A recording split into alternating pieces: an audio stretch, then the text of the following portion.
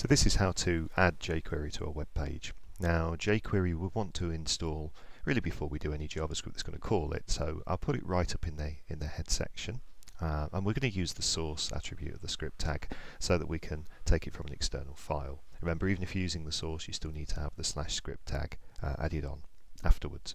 Now if we had jQuery in some local file, like in one in the same directory called jQuery.js, we could set the source like this, and that would then load jQuery. But what a lot of people choose to do instead of that is that they use a thing called a content distribution network. Now, a content distribution network just means a third-party hosted version of jQuery.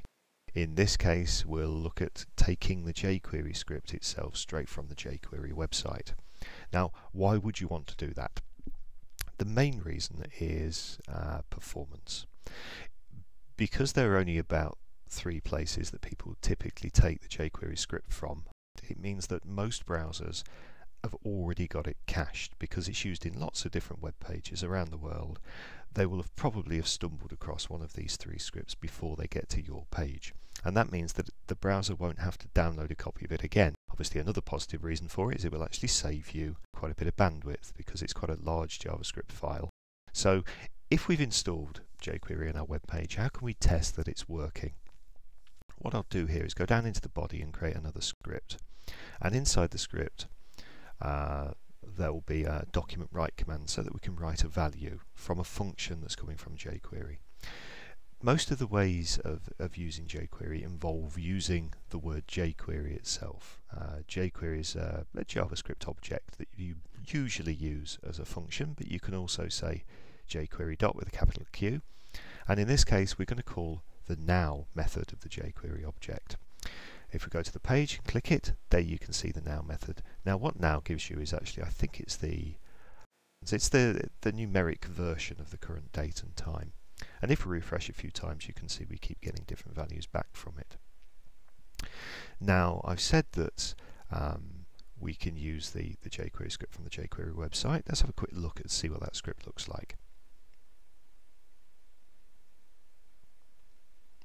There, you can see it's basically a huge JavaScript function. Now there are different versions of it. If we put the word min in the name like this, we get a more compact but less readable version, and that's the version, that the so-called minimized version, that most people use in their web pages. And you can see if you refresh it on the page, it works in exactly the same way. Okay.